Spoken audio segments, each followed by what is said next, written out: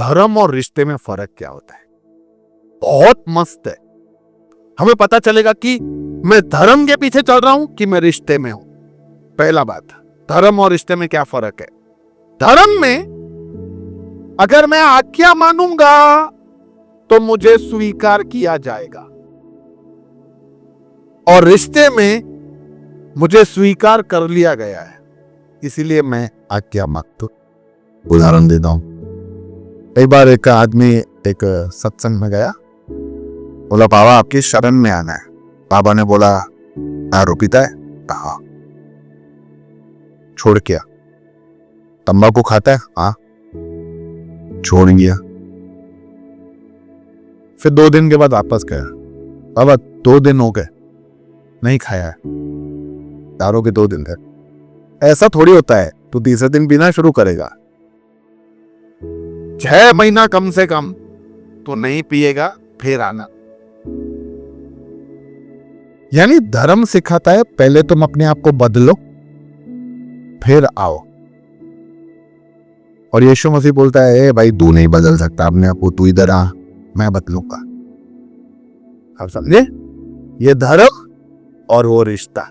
मेरी बेटी मेरे को बोले कि पापा आप मेरे को अभी बेटी या मुझे प्यार कब करोगे। मैं बोला तू जब सुधर जाएगी तब प्यार करोगा। तो मैं पिता हूं ही नहीं, मैं बोलूंगा बेटा तू मेरे साथ रहे, मैं सुधार दूंगा, खाली साथ रहे।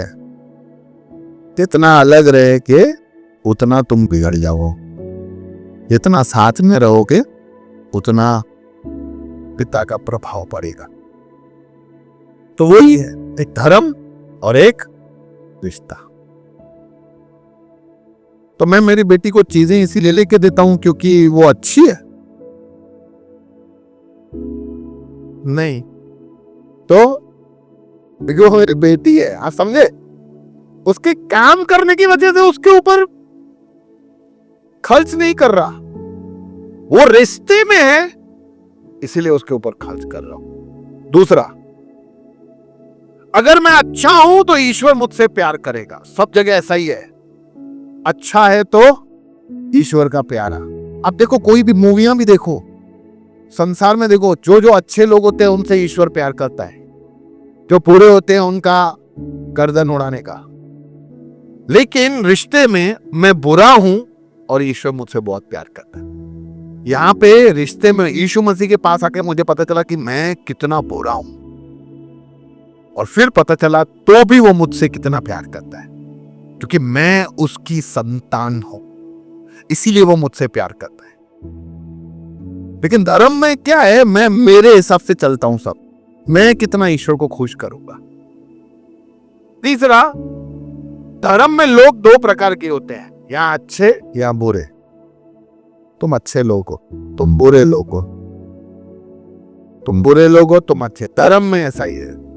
लेकिन रिश्ते में 2 प्रकार के लोग होते हैं। तुम मन फिराए लोग हो, तुमने मन नहीं फिराया है। मन फिराना यानी क्या? प्रभु क्या कहता है? मन फिराओ। क्या करो? मन फिराओ। मन फिराओ मतलब क्या? पूरा तुम्हारा जो मन, जो तुम्हें ऐसा लगता था कि मैं बहुत ही जबरदस्त हूं, मन फिराओ और अपने पापों को अंगीकार करो। यानी प्रभु मैं आज से तेरे शरण में आता हूं और मैं बहुत बड़ा पापी हूं, तू मुझे अपना ले। मन फिराना। अब से मैं पाप की राह पे नहीं, अब से मैं ईश्वर की राह पे चलूंगा। वो सब सिर्फ रिश्ते में होता है। मैं जो करता हूं वो महत्व की बात है। इसलिए लोग धर्म में ऐसे लोगों को बहुत महत्व देते हैं। पता है ये नंगे पैर वहां तक गया था, पता है इसने 40 दिन का उपवास किया था, इसने 25 शनिवार, 25 रविवार, 25 सोमवार का उपवास किया था। मैं जो कर रहा हूं उसका महत्व हो गया है। पता है मैं ऊपर तक गया था, पता है वहां ऊपर जाके कैंडल जलाई थी, मैं ये किया था, मैं 1,500 लोगों को कंबल दिए थे। सब में क्या आ रहा है? मैं जो किया वो धर्म है। वो फोटो भी निकलवाएंगे यहाँ, वो इंस्टाग्राम पे भी डालेंगे। लेकिन रिश्ते में जब हम आ जाते हैं ना, तब हम ये बोलते हैं कि ईश्वर ने क्या किया मेरे लिए। मैंने क्या किया वो तो रहने दे, मैंने कुछ किया ही नहीं है। ईश्वर ने मेरे लिए क्या किया, ये होता है रिश्ते के अंदर। धर्म डर से प्रेरित होता है। धर्म में हम लोग सब काम क्यों करते हैं? डर की वजह से। ठीक है, गाड़ी चला रहे हैं, यूं नहीं कि अरे नहीं अभी रास्ते में एक्सीडेंट हो सकता है वहां पर, तो यूं लोग पीछे देख चलो, डर है, डर, सब डर है।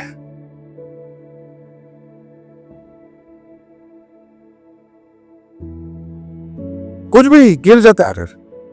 मतलब इसका करने का मतलब पीछे किसी को पता है? आज तक सभी करते हैं ना। ठीक है, हम माफी मांगते हैं एक तरीके का। ठीक है, हम ऐसा सोचते हैं कि हम माफी मांग रहे हैं, करेक्ट, सम्मान दे रहे हैं। तो मैं फिर खाली ऐसा ही पूछता हूं, फिर जब बाहर खड़े रह के उसी पेपर में से जब हम पानी पूरी खाते हैं, उसी पेपर में चना चोर गरम खाते हैं, उसी पेपर में बाकी सब खाते हैं, तो फिर वो सम्मान पता नहीं कहां चला जाता है।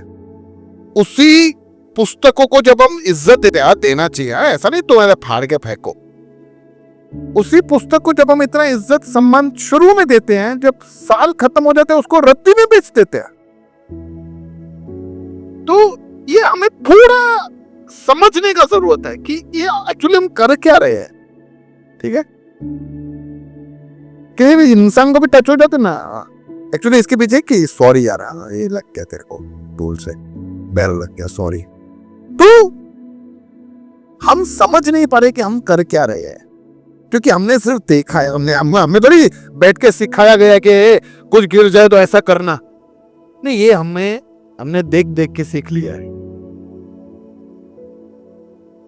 डर से प्रेरित है, डर, हमें डर लगता है, वो प्रेम से प्रेरित है। आज मैं यीशु मसीह के पीछे क्यों जा रहा हूं? क्योंकि मुझे पता है वो मुझसे कितना प्रेम करता है।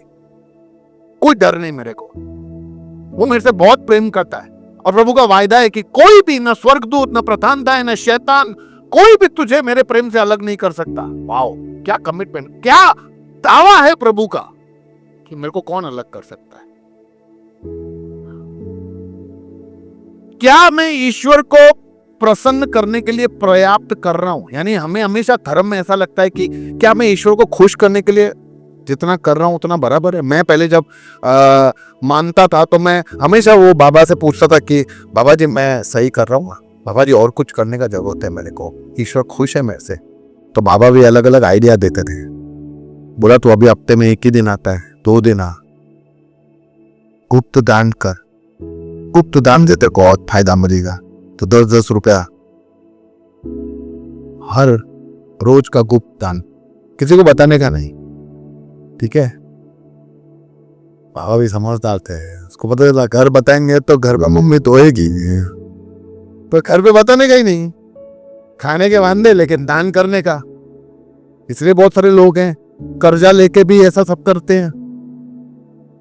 अरे तुम्हें क्या लगता है कर्जा लेके तुम कैंडल जलाओगे, कर्जा लेके तुम ये सब करोगे तो ईश्वर बहुत प्रसन्न होगा? देखा, तूने कर्जा लिया है किसके लिए? मेरे लिए, वांदा नहीं। तो प्रभु ने बोला कर्जा ले ही नहीं भाई, ये सब करने का काहे को जरूरत है? हम हमेशा ऐसा सोचते हैं मैं इनफ कर रहा हूँ। हम भी ऐसा ही, भाई 2 मीटिंग में आ रहा हूँ बराबर, 3री मीटिंग में आ जाए मुड़िए। भाई तुम सोचो ना यार, तुम्हारे पास टाइम है तो आ जाओ, नहीं है मत आओ। धर्म मत बनाओ हर चीज को। तुम्हें लगता है कि और सीखने की जरूरत है तो सीखो। नहीं भैया मेरे को वो क्या है, अरे भाई नहीं तुम आओ मीटिंग में आओ तो देखे। कहां जा रहे हो यार? कंपैरिजन किसका चल रहा है?